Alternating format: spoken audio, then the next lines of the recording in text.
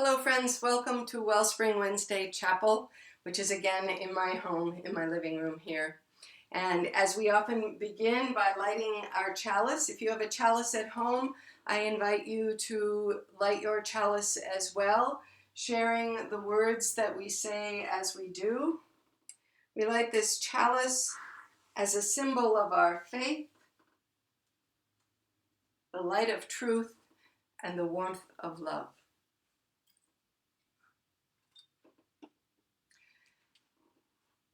We also have a tradition in Wellspring Wednesday Chapel of naming our joys and sorrows and placing a stone on the scale as we do, honoring the way in which we often say joys and woes are finely woven, as in the poem by Blake.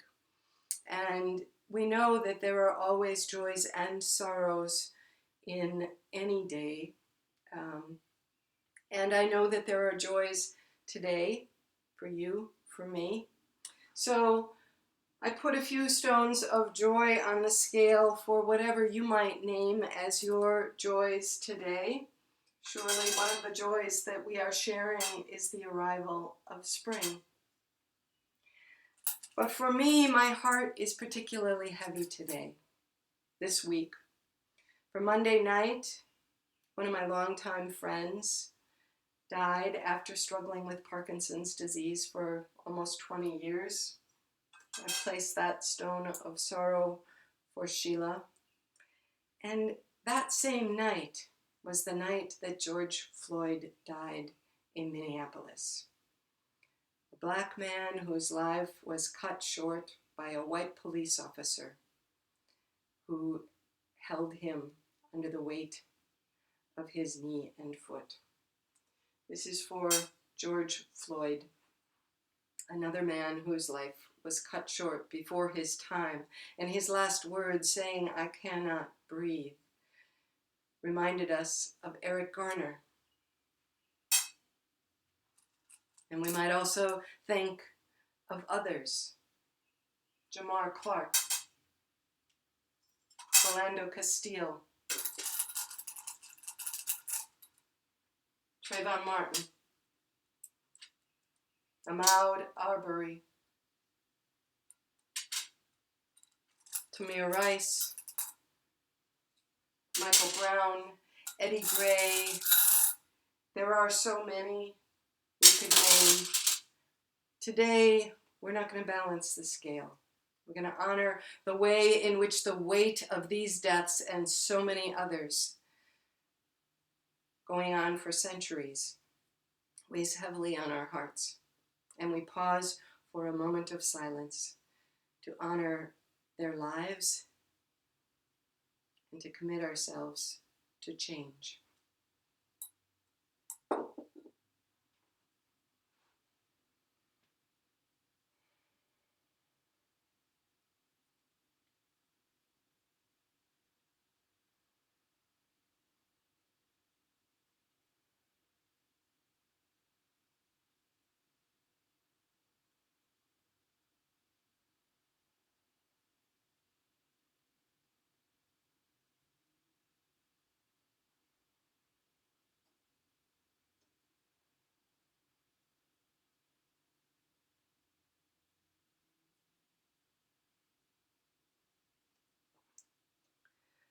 When the scales get tipped like this, toward sorrow, toward loss, life can feel heavy and confusing. Some of you know that our worship theme this month is thresholds, a time when joys and sorrows tend to get very mixed up, and where there is a lot of loss as we cross a threshold going into something unknown. And we might long for life to feel orderly again, like this skein of yarn, all wound up and in a shape we can hold on to.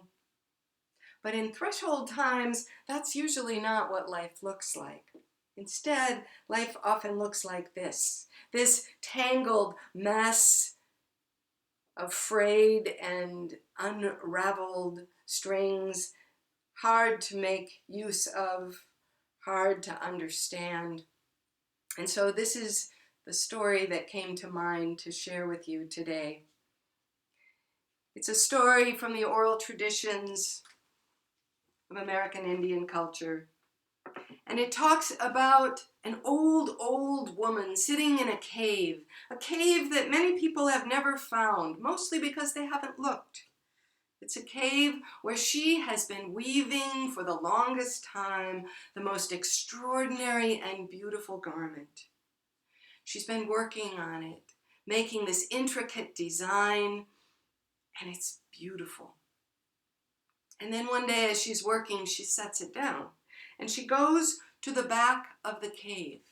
And in the back of the cave, there's a fire that's burning. And over the fire, there's a cauldron. And in the cauldron are all the seeds of all the plants and all the trees and all the flowers of the world. And she stirs the cauldron because she doesn't want it to burn. And the stirring is important. And so she's doing her job. And meanwhile, back at the front of the cave, where she's left this extraordinary garment she's been working on for so long, a dog comes in. And the dog looks at the garment and begins to pull. And takes a thread and pulls until it comes apart. Until there is no more garment. Just this tangled mess of yarn that the woman returns to. The woman comes back and she sees this tangled mess, her work unraveled. We don't know what she was thinking when she saw this, but she looked for a long time and then she sat down and she looked some more. And as she looked, finally she saw one thread that called to her, and she pulled it out. And as she did, she saw a whole new design, something even more beautiful than what she had been making. And she pulled that thread out and another, and she began again to weave the new design, even more beautiful than the last. Now, some people hearing this story will typically say, "That damn dog. If it weren't for the dog, the garment would be finished and it would be perfect." But the elders telling this story say there's a different truth in it. They say we should be thankful for the unraveling, because the garment is the world. And the woman's weaving of it, if it were ever finished, the world would be finished.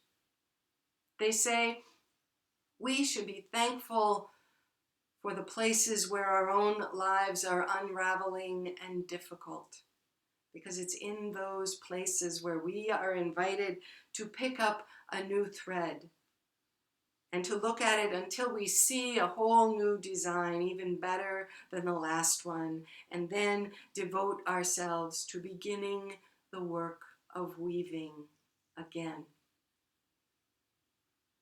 In threshold times, in this pandemic threshold time, in this time of ongoing racism, of so much unraveling that has been unraveling for a long time, we are called to pick up a thread,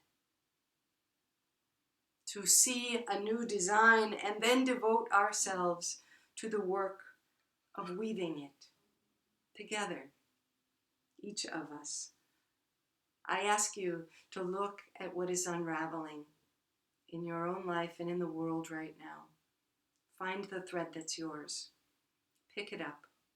See the design that rises in your heart and your imagination, and dedicate yourself to weaving that.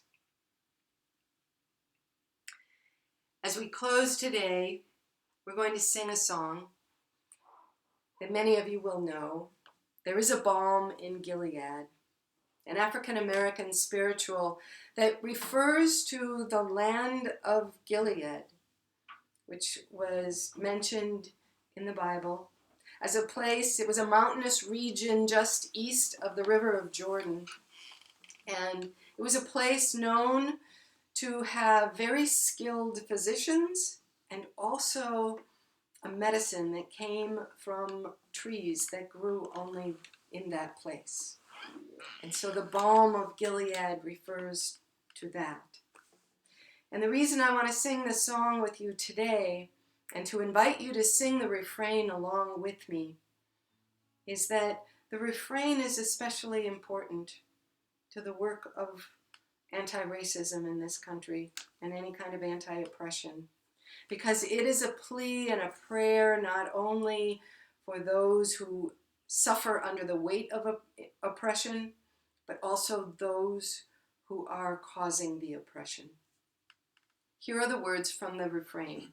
There is a balm in Gilead to make the wounded whole. There is a balm in Gilead to heal the sin-sick soul. As this song was sung during a time of slavery, it was understood that making the wounded whole was about healing the person enslaved who had been deeply wounded in physical and spiritual ways. And the second part of it, about healing the sin-sick soul, that is a prayer for the slave owner, for the sin-sick soul that allows one to perpetuate and participate in oppressive systems like that. And so I invite you to sing this song along with me. Sing the refrain, especially sing the other words if you know them, as our shared prayer for the healing of this nation's sin-sick soul. David's going to join me playing guitar off screen.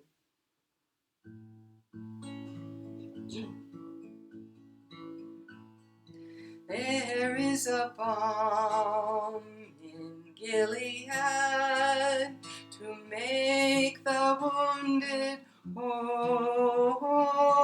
There is a balm in Gilead to heal the sin-sick soul. Sometimes I feel discouraged and think my work's in vain, but then the Holy Spirit revives my soul again. There is a balm in Gilead to make the wounded whole. There is a balm in Gilead to heal the sin-sick soul. If you cannot preach like Peter, if you cannot pray like Paul, you can tell the love of Jesus who died to save us all. There is a balm in Gilead to make the wounded whole. There is a balm in Gilead to heal the sin-sick soul.